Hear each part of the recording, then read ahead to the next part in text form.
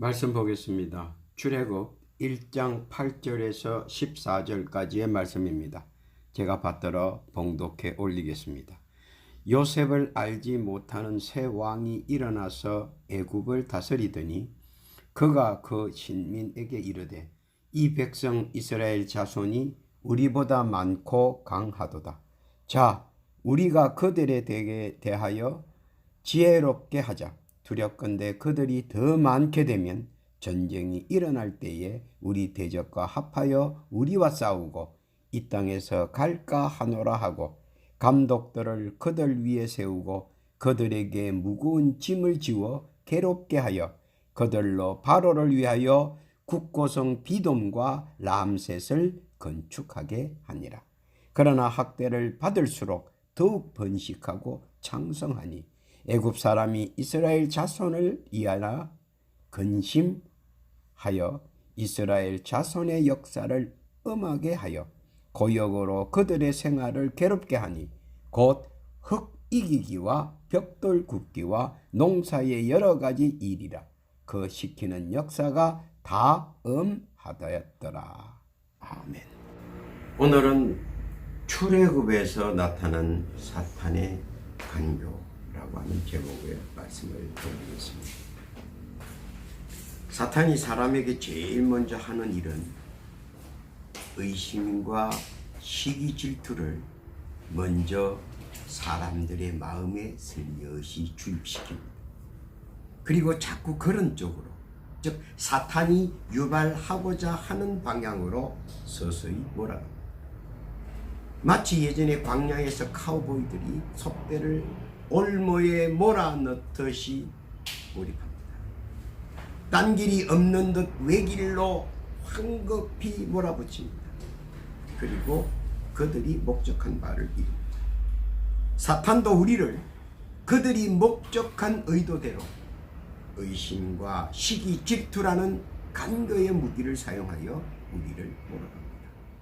스스로 의심과 시기 질투 굴레 속에서 헤어나오지 못하고 종래는 의심과 시기 질투의 행위가 점차 옳은 것 같고 맞는 것 같고 정의로운 것 같고 결국은 의심과 시기 질투의 속박의 굴레를 벗어나지 못하고 소위 사람들이 말하는 고집불통, 소집불통이 되어 막다른 길로 자신을 몰아갑니다. 사탄은 언제나 그렇습니다. 모른 척, 안 그런 척 하면서 던져주던 그들의 떡밥에 낚여버리고 맙니다. 의심과 시기 질투를 우리가 알게 모르게 야합하게 됩니다. 오늘 본문 출애굽에서 사탄은 간교의 부산물인 의심과 시기 질투로 수많은 사람들을 어떻게 공경에 빠지게 하느냐 살펴보면서 그들의 간교를 물리치고 이겨 나가야 하겠습니다. 첫 번째, 사탄은 의심과 시기 질투를 유발합니다. 출애굽기 1장 9절 이하에 보면 그가 그 신민에게 이르되 이 백성 이스라엘 자손이 우리보다 많고 강하도다. 자, 우리가 그들에 대하여 지혜롭게 하자. 두렵건대 그들이 더 많게 되면 전쟁이 일어날 때에 우리 대적과 합하여 우리와 싸우고 이 땅에서 갈까 하노라 하고 감독들을 그들 위에 세우고 그들에게 무거운 짐을 지워 괴롭게 하여 그들로 바로를 위하여 국고성 비돔과 람셋을 건축하게 하니라. 의심과 시기 질투는 모든 것을 두려워하지 않습니다. 심지어 살인까지도 두려워하지 않습니다. 그래서 유아 말살을 끊김 없이 사용합니다. 사람이 의심과 시기 질투가 시작되면 말릴 수가 없다는 겁니다. 끊을 수가 없다는 겁니다. 왜냐하면 그들이 하는 것이 모두 다 옳고 모두 다 그르고 모두 다 정의롭다고 스스로 판단하기 때문입니다. 그래서 어린 아이를 모두 말살할 수가 있는 것입니다. 출애굽 1장 15절에서 16절에 보면 애굽 왕이 히브리 산파 시브라라 하는 자와 부하라 하는 자에게 일러 가로되 너희는 히브리 여인을 위하여 조산할 때에 살펴서 남자여든 죽이고 여자여든 그를 살게 두라. 의심과 시기 질투는 어떠한 행동도 스스로 정당화합니다. 사탄은 하나님과의 대적을 선포합니다. 하나님이 택한 자들의 탄생을 불허합니다. 그래서 그들은 많은 꼼수들을 사탄에 의해서 사용하게 합니다. 결국은 그들은 실패합니다. 그리고 그들은 이스라엘 지도자를 그들이 가장 보호할 수 있는 왕성에서 키우는 우를 범하기도 합니다. 의심과 시기 질투로 시작한 간구한 일들의 결말은 우리가 성경에 보면 압니다. 바로왕 일가 창창한 젊음을 뒤로한 채 삼족이 죽음으로 결론이 나버립니다.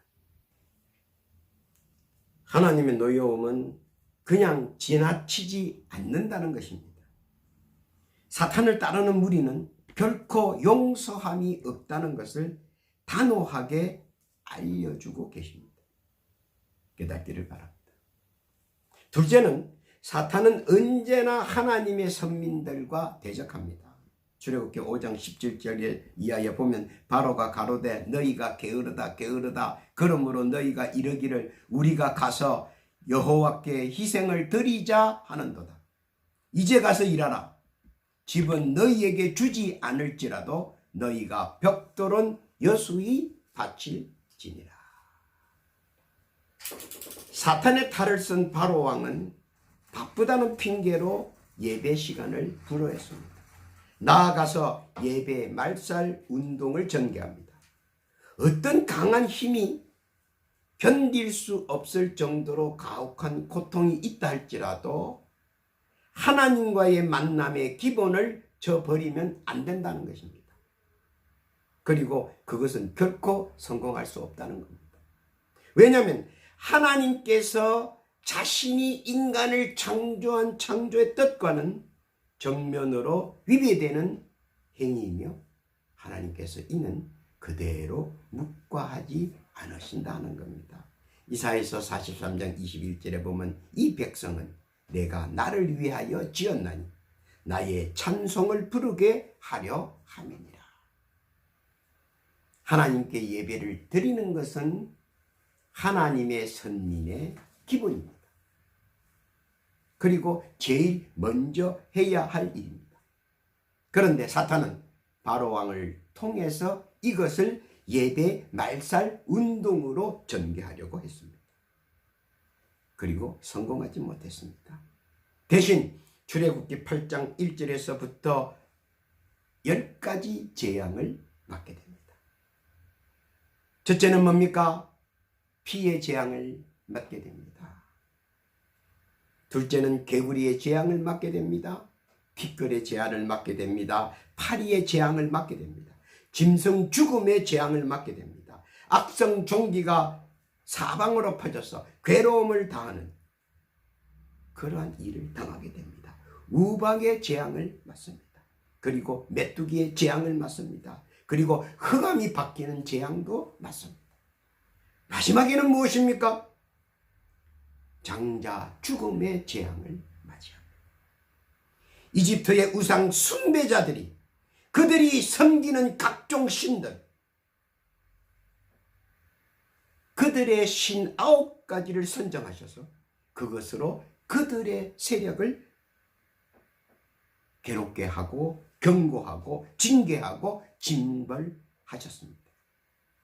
그들이 우상 숭배를 탈피하는 데 초점을 두시고 행하셨습니다. 이집트에 많은 사람들이 신들을 섬깁니다.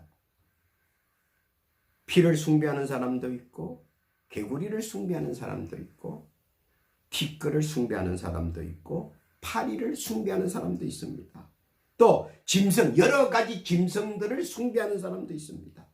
또 이상하게 병들을, 각종 종기를 또 신봉하는 사람도 있습니다. 또 우박을 신으로 섬기는 사람도 있습니다. 메뚜기를 신으로 숨기는 사람도 있습니다. 하늘의 흑암을 숭배하는 사람도 있습니다. 이러한 우상을 섬기는 흑암의 세력들에게 하나님께서는 경고와 징계 그리고 징벌을 하셨습니다. 왜냐하면 그들이 우상 숭배를 탈피하는 데 초점을 두셨기 때문입니다. 그러나 선민을 위하여 그리고 일반 백성들을 위하여 하나님께서는 절대로 건드리지 않으셨습니다. 우상 숭배자 외에는 건드리시지 않았다는 겁니다. 피를 숭배하는 사람은 피로 재앙을 맞았을 것이며, 우박을 숭배하는 사람은 우박의 재앙을 맞았을 것이며, 메뚜기를 숭배했던 사람은 메뚜기의 재앙을 맞았습니다. 그러나 이것도 저것도 숭배하지 않은 사람들, 그냥 일반 사람들은 하나님께서 건드리시지 않았다는 겁니다. 왜냐하면 그들은 선민이 될 수 있기 때문에. 우상 숭배자, 그들의 신, 사탄의 세력인 우상의 신들을 이용하여 하나님께서는 도로 그들을 괴롭혔습니다. 그리고 결국 하나님의 권능은 그들에게 10번째 재앙을 주셨습니다. 하나님께서는 그들에게 10번째 재앙을 시행하셨고, 사탄의 세력들은 혼비백산 도죽게 하셨습니다. 끝으로 하나님을 대접했던 자들 모두 눈앞에서 자녀를 앞세우는 가슴 아픈 죽음보다 더한 하나님의 징벌을 맛보았습니다. 하나님과의 대적자들, 우상 숭배자들, 하나님께서는 방치하지 않으시고 반드시 징벌하심을 우리에게 알려주셨습니다. 사탄의 세력이 센 것 같습니다. 우상 숭배자의 세력들이 센 것 같습니다. 그래서 선민들을 괴롭히고 선민들을 아프게 하고 그리고 선민들을 못 살게 굽니다. 그러나 알아야 하는 것은 하나님께서는 결코 방치하지 않으시고 10가지 재앙으로 응답해 주신다는 겁니다. 깨닫기를 예수님의 이름으로 부탁합니다. 세 번째로 사탄은 군중 심리를 조장해 불언을 조장하며 하나님을 대적했습니다. 출애굽기 12장 23절에 보니까 마라에 이르렀더니 그곳 물이 써서 마시지 못하겠으므로 그 이름을 마라라 하였더라. 물이 써서 마시지 못합니다. 그 물은 애초부터 써서 마시지 못합니다. 그러므로 말거리 될 것이 없습니다. 애초에 썬물에 가서 물이 쓰다 그러면 당연히 쓴 겁니다. 그런데 사탄은 군중 심리를 조장해서 작은 것 하나 가지고 불평 불만을 쏟아내게 하고 갈등과 분열을 조장합니다. 썬물에 가서 썬물을 욕을 합니다. 그리고 거기에서 부가돼서 줄줄이 불평과 불만을 쏟아내게 하는 겁니다. 사탄의 불온한 생각과 행동에 대해서 하나님께서는 적극적이고 상상치 못할 해결책을 우리에게 제시해 주셨습니다. 사탄은 하나님의 뜻과 섭리를 항상 왜곡하게끔 유도하고 유혹합니다. 그리고 간교한 여러 가지 의심과 의혹과 의구를 조장해서 하나님과 우리 사이를 멀어지게 해쳐갑니다. 마라 샘물 하나만 봐도 그렇습니다. 썬물에 가서 어떻게 하면 안 쓰게 할까 연구하는 것이 아니고 이를 가지고 불평과 불만을 쏟아내게 하고 불온한 생각으로 사람들을 여러 가지로 편파적이게 만들고 결국은 충돌하게 만들고 여러 가지 복잡한 문제를 사탄은 만들어냅니다. 그런데 하나님은 그럴 때일수록 하나님을 믿고 나아가는 자에게 더 큰 은총과 은혜를 맛볼 수 있도록 한다는 겁니다. 마라에서 하나님께서는 어떤 약속을 주셨습니까? 그것을 이겨나간 모든 선민들에게 의심과 의구와 의구를 믿음으로 성화한 자에게는 하나님께서 치료하시는 여호와 하나님을 그들에게 알려주는 겁니다. 가장 쉽게 생각하십시오. 입에는 씁니다. 그러나 하나님은 치료하시는 하나님 약속하셨습니다. 넘기면 약이 되는 겁니다. 입안에 있을 때는 쓴물이나 목을 타고 넘어갈 때는 단물이 되는 겁니다. 이것이 하나님의 약속이었습니다. 그리고 여기서 하나님께서는 치료하는 하나님 우리에게 약속하셨습니다. 그리고 그것뿐만 아닙니다. 더하여 하나님께서는 무엇을 더 우리에게 베풀으셨습니까? 축복의 만나와 축복의 메추라기와 그리고 축복의 이슬을 우리에게 예비하셔서 모든 갈등을 처리하시고 그 갈등으로 우리에게 복되게 하시고 그리고 육신의 질고도 처리해 주셨다는 겁니다. 사탄의 강구에서 나온 여러 가지 복합적인 의심, 의혹, 의구를 통째로 날려버리고 믿음으로 굳건히 서서 우리가 하나님의 뜻을 기다리고 있을 때 하나님은 출애굽기 14장 14절의 말씀으로 응답하신다는 겁니다. 여호와께서 너희를 위하여 싸우시리니 너희는 가만히 있을지어다. 할렐루야. 믿음으로 하나님께서 나를 위하여 하시는 권능의 역사들을 보고 즐기는 굳센 믿음의 선민이 되기를 하나님께서는 원하시는 겁니다. 선물이 있습니까? 인생의 선물이 있습니까? 고통의 선물이 있습니까? 육신의 선물이 있습니까? 치료하는 하나님을 믿으십시오. 삼키면 단물이 되는 것입니다. 삼키면 만나가 되고 삼키면 메추라기가 되고 삼키면 이슬이 됩니다. 이 축복을 누리는 여러분 되시기를 예수님의 이름으로 축복합니다. 네 번째로 사탄은 갈등과 부패를 조장합니다. 출애굽기 32장 1절에 보니까 백성이 모세가 산에서 내려옴이 더딤을 보고 모여 아론에게 이르되 가로되 일어나라 우리를 인도할 신을 우리를 위하여 만들라. 이 모세 곧 우리를 애굽 땅에서 인도하여 낸 사람은 어찌 되었는지 알지 못함이니라. 아론이 그들에게 이르되 너희 아내와 자녀의 귀의 금고리를 빼어 내게로 가져오라. 모든 백성이 그 귀에서 금고리를 빼어 아론에게로 가져오매 아론이 그들의 손에서 그 고리를 받아 부어서 각도로 새겨 송아지 형상을 만드니 그들이 말하되 이스라엘아 이는 너희를 애굽 땅에서 인도하여 낸 너희 신이라 하는지라.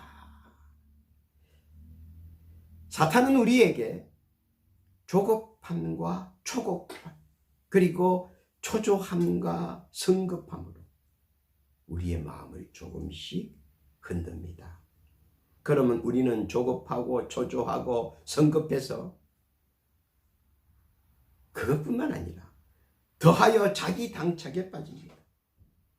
이것이 심하면 우리가 우울증이라 그러죠. 그리고 이것이 더 심하면 정신착란증이라고 말합니다. 그리고 알 수 없는 편협한 야망과 야심을 자기 당착과 어불성설, 즉 말도 안 되는 것으로 편중하게 됩니다. 남들이 들으면 미친 사람이라고 할 정도입니다. 그리고 거짓 술수와 여러 가지의 권모술수로 하나님의 일을 해방하고 방해합니다. 그리고 자기 자신도 자기 자신에게 쏘라갑니다. 결국 사탄이 만든 완성계획의 올무가 되어 본문처럼 송아지 우상을 만들고 그리고 그곳에 예배하게 되는 웃음거리로 전락하고 맙니다. 그것은 사탄의 계교입니다. 사탄의 계교인 하나는 뭐냐? 존엄한 하나님을 조롱거리로 우리가 전략시키는 행동을 하게끔 유발합니다. 출애굽기 32장 25절에 보면 모세가 본적 백성이 방자하니 이는 아론이 그들로 방자하게 하여 원수에게 조롱거리가 되게 하였습니다. 알아야 하는 것은 하나님께서는 이를 절대로 용서치 아니하시고 징벌하신다는 것입니다. 출애굽기 32장 26절에 보니까 어떻게 나와 있습니까? 이에 모세가 진문에 서서 가로되 누구든지 여호와의 편에 있는 자는 내게로 나오라 하며 레위 자손이 다 모여 그에게로 오는지라. 모세가 그들에게 이르되 이스라엘의 하나님 여호와께서 이같이 말씀하시기를 너희는 각각 허리에 칼을 차고 진 이문에서 저문까지 왕래하며 각 사람이 그 형제를, 각 사람이 그 친구를, 각 사람이 그 이웃을 도륙하라 하였다. 레위 자손이 모세의 말대로 행하며 이날에 백성 중에 3,000명 가량이 죽인 바 된지라. 하나님을 웃음거리로 만든 사람들 모두 죽임을 당할 수밖에 없습니다. 왜냐하면 하나님께서 가장 싫어하는 것은 무엇이냐면 하나님을 조롱거리로 만드는 것입니다. 하나님을 조롱거리로 만드는 것, 하나님을 만홀히 여기자는 하나님께서 결코 좌시하지 않으시기 때문입니다. 그래서 하나님께서는 그들을 멸절하셨습니다. 사탄의 계교는 늘 우리에게 하나님을 조롱거리가 될 수 있도록 책략을 뿌리고 그리고 사람들이 그것에 따라갈 수 있도록 그들은 의혹과 의심과 의구를 계속해서 내어 보냅니다. 사탄은 늘 그의 무기인 간교로 하나님의 선민들을 쓰러지게 만들려고 호시탐탐 노리고 있습니다. 그러므로 우리도 역으로 사탄을 호시탐탐 노려서 물리쳐야 하는 것입니다. 그러면 우리는 어떻게 사탄을 물리쳐야 할 것인가? 사탄은 여러 가지로 우리를 괴롭혔습니다. 시기 질투로, 의심으로, 또 불온으로, 또 책략으로 이렇게 사탄은 우리를 계속해서 노리였습니다. 우리도 사탄을 노리고 물리쳐야 합니다. 그러면 어떻게 물리쳐야 할 것인가? 아주 간단합니다. 첫째로 말씀을 지키면 됩니다. 말씀은 뭡니까? 출애굽장 20장 3절에서 17절까지 십계명이 나옵니다. 그 십계명을 지켜달라는 겁니다. 그리고 우리는 지켜야 됩니다. 첫 번째 뭡니까? 너는 나 외에 다른 신을 내게 있게 말지니라. 나를 위하여 우상을 만들지 말며 나의 이름을 망령되이 일컬지 않으며 안식일을 거룩히 지키라는 것입니다.